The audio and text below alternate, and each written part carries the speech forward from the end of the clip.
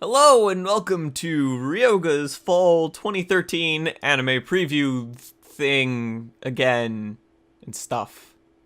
I want to get right into it so I don't, waste time and such, but as per usual, the way this is going to work is I will go over the shows on the chart that are coming out this season. I will then read the synopses for the most part. There are exceptions like with sequels I won't bother, usually. And I will give my thoughts on each. Basically, the main point of this is to let you see the shows that are coming out this season and let you make your own impressions based on the synopses and such, and also let you know my opinions and what shows essentially what shows I'll be watching this season. Keep in mind, obviously, that this is just a picture and a synopsis. I can be wrong about shows. Some shows that I'm passing up could be very good. Some shows that I'm gonna watch could end up being fucking horrible. It's happened plenty of times before. Anyways. Without further ado, may as well get onto the chart, shall we? The first one is some Tamagotchi Miracle Friends thing that no one's watching, and I'm pretty sure no one is subbing, so don't even bother. Moving on, we have Super Seisyun Brothers, or something. I would bother to read this because it looks sort of legitimate, but it's basically it's like a 4-minute long episode series. I don't know how many episodes it's gonna be, but it's like 4 minutes long, and no one is subbing it except for like some Portuguese subbers. And I don't know Portuguese, so I don't think it came out September 13th, and no one subbed it yet. I don't think anyone's going to sub it into English, so it's not really on my radar. I'm not even gonna bother with it. Next up, we have Diabolik Lovers, which actually does have a legitimate release, so I'm gonna read it. The story centers around the 6 sadistic Sakamaki vampire brothers. Yui Komori is a positive-thinking girl who nevertheless is troubled by seeing spirits and experiencing poltergeist phenomena. In her second year in high school, she transfers to a new school, a night school for entertainers and celebrities, due to her father's work. There are rumors that there are vampires among the student body, and Yui ends up living with the Sakamaki brothers. So, for those of you who don't know, I mean, I don't know if it actually legitimately started airing September 16th, or if it was just a pre-airing for the first episode. But those who watched it were very unfortunate. This could be quite possibly the worst Otome game adaptation to come out in all of history. Not because the writing is bad, but that's not the main problem here. The problem is a morality thing. This girl ends up in this house full of these sadistic rapists, essentially.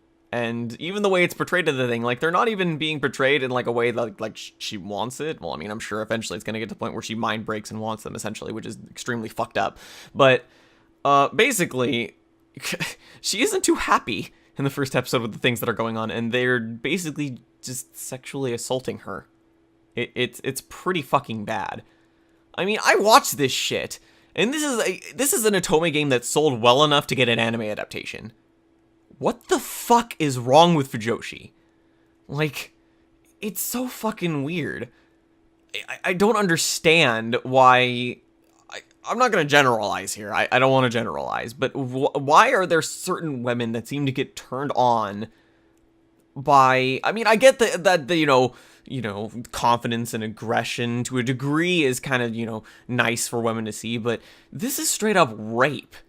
And it's popular, and women enjoy it. Why? I don't understand. What is wrong with you? Basically, this is seriously fucked up. It's pretty much full-on rape, sexual assault, all that kind of stuff, and you're supposed to enjoy it. And I'm sure by the end, the girl will enjoy her captors. They don't let her escape either. She tries to get out of the house and they won't let her. Yeah. This is basically the kidnapping, and yeah. I'm done talking about this show. I'm fucking done. Don't even bother with this garbage. If you haven't had the displeasure of watching it, keep it that way. It's fucking awful. Unless you're one of those weird people that's turned on by that. But you shouldn't, because it's fucked up. Anyways. Next we have is Saikyou Ginga Ultimate Zero Battle Spirits, which is part of the Battle Spirits franchise, which I've never watched anything of before, so it's not anywhere on my radar, so may as well just move on. Next we have Oshiri Kajiri Mushi Season 2, which is a sequel to the Oshiri Kajiri Mushi TV series? I don't even know if this is just going to be like... I've never heard of the animation producers before, so I think it's just going to be a short. I'm going to bother to read the synopsis because I think it's just like a 2-minute, 4-minute short anime that I've never even heard of, and it's a sequel to something I've never watched. So, not even going to bother. If you've seen the first one of this, then here you go. Here's the sequel. I don't know anyone who's watched this, though. Anyways, moving on. We have Miss Monochrome, the animation, which is... Miss Monochrome appeared as a 3D character at the Horyui Oimuguro Boken 3 Secret Mission Tour concert in March of last year. True to her name, she despises color. After her concert appearance, Miss Monochrome spawned a line of character goods, and she already appeared in the popular social game Girlfriend Carry or Girlfriend Beta. So I'm not sure if this is going to be a legitimate anime series or not, or if it's just going to be a couple shorts, but basically it's a character that was made for a concert, one of Horyui's concerts, or whatever, and then people liked her, so they made stuff about her. because money. I don't know. Maybe she's a very fascinating character for all I know. Maybe it's gonna be a very interesting show, but I don't care enough, so not on my radar. Next up is a show that I definitely know we've started the legitimate anime, COPPELION. At least I'm assuming that's how it's pronounced. The story is set in 2036, after radioactive contamination from a nuclear accident has put Tokyo under a blockade. 3 high school girls have been sent to this dead city. Thanks to genetic engineering, the 3 girls have been impervious to radioactivity since birth. They form a special forces unit codenamed COPPELION in the 3rd Division of Japan's Ground Self-Defense Force. I think the show further proves that Japan's solution to everything is throw high school girls at it. Seriously. Why? I don't understand. Regardless, the synopsis, except for the why it has to be high school girls, I don't get that part. But other than that, it actually seems pretty interesting. I'm willing to give it a shot, you know? So, yeah. I actually forgot to mention in the very beginning of this season, but there's a lot of very interesting shows this season, so you're going to be hearing me saying this a lot, that I'm going to give the show a shot. This is going to be a good season, I hope. So yeah, I'm going to give it a shot. Synopsis is interesting, you know, all those sent there to fix stuff that's been radioactivity. I don't fucking know. It seems interesting. I'll give it a shot. Next up, we have Kyoukai no Kanata. The story follows a high school sophomore named Akihiro Kanbara. Although the boy appears human, he is half Yomu and invulnerable to wounds because he can heal quickly. One day, Akihiro meets freshman Mirai Kuriyama when it seems he is about to jump from the school rooftop. Mirai is isolated because of her ability to manipulate blood, which is unique even among members of the spirit world. Disturbing events begin to unfold after Akihiro saves Mirai. So, for those of you who didn't already notice in the picture, this is being done by Kyoto Animation. Which is funny, because it's going to be the one of, well, it's not the first key work, non-key work that they've done, because they did, Chunibyo or whatever. That wasn't key work. However, it's probably the first one that's doesn't seem to really that's not really going to focus on romance. If you've watched the preview, it's actually pretty violent. There's lots of fighting, and she's ripping people apart, and there's blood, and there's fantastical magic battles. You know what I think happened?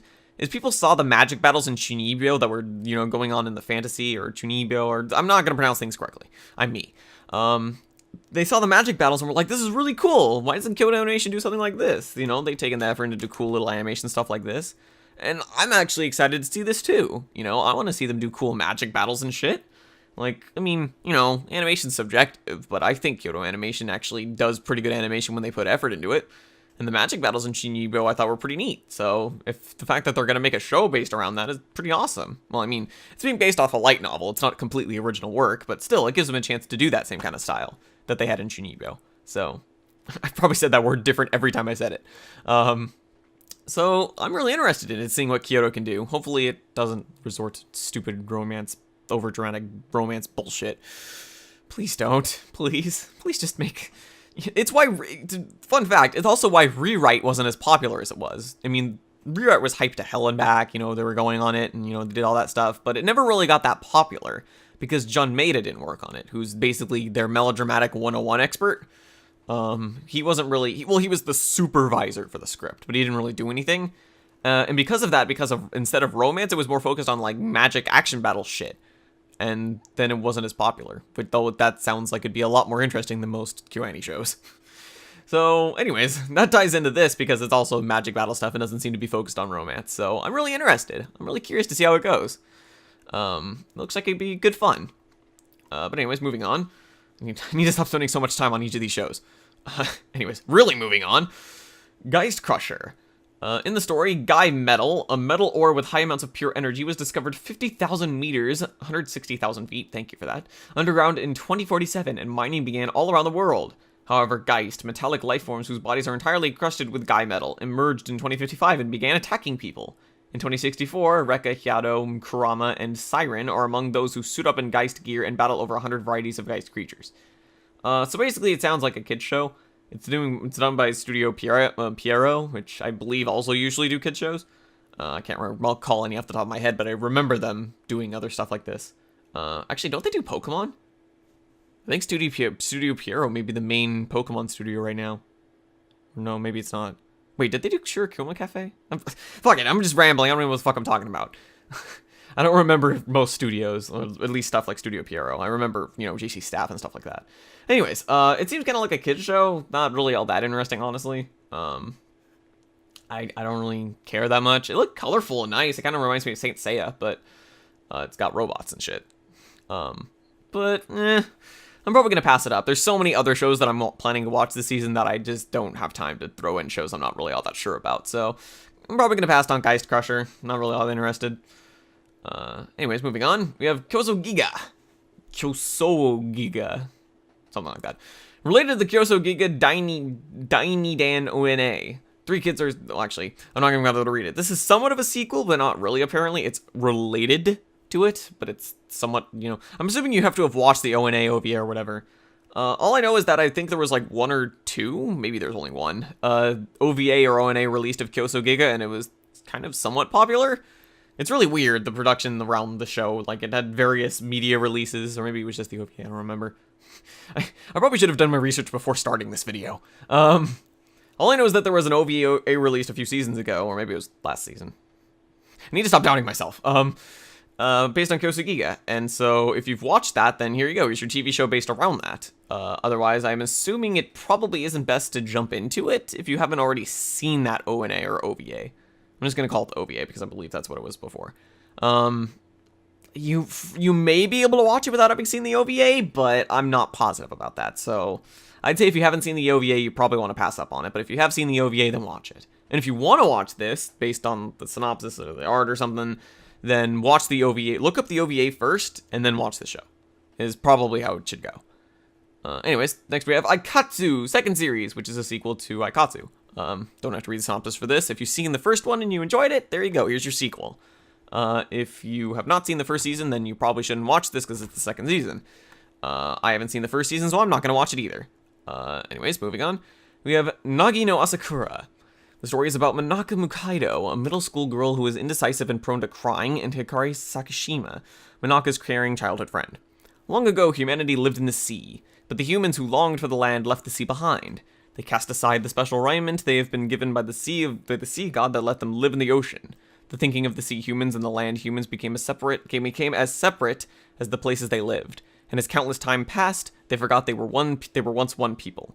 They will change as the land-dwelling human Tsumugu Kihara befriends four girls who live in a village at the bottom of the sea.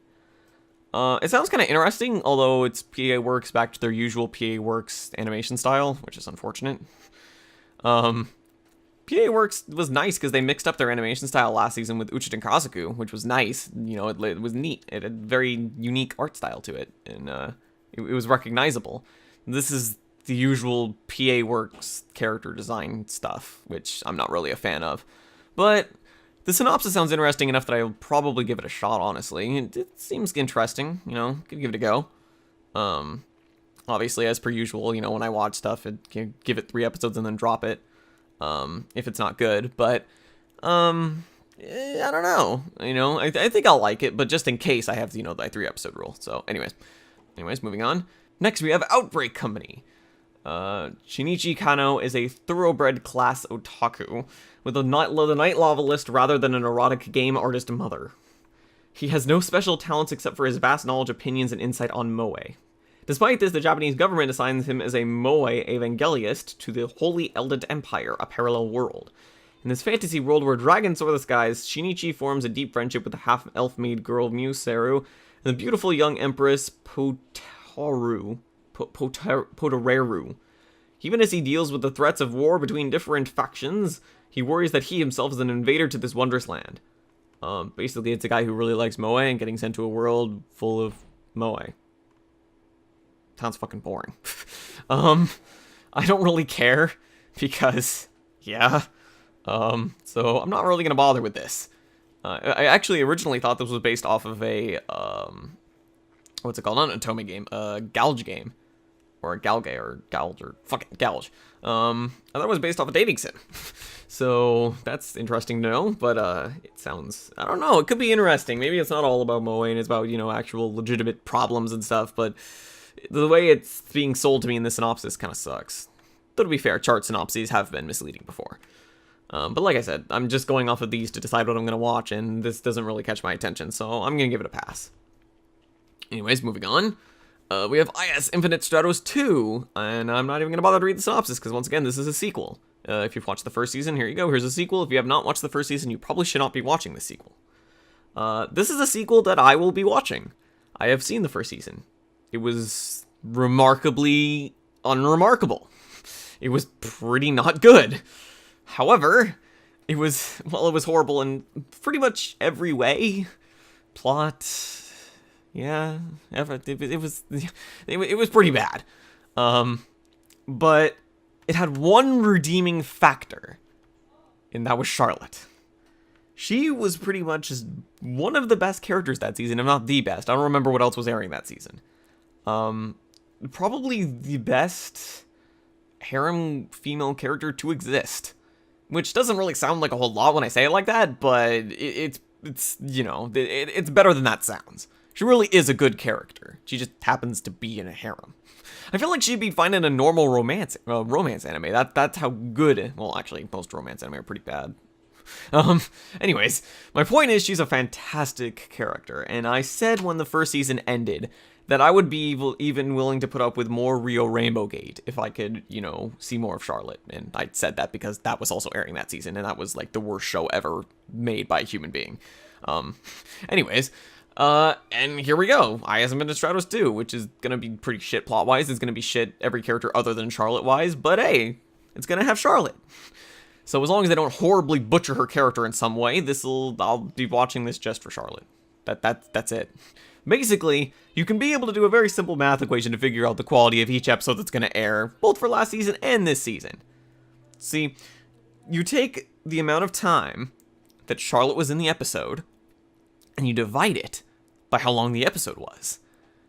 And then the decimal point you get is your percentage for how good the episode was.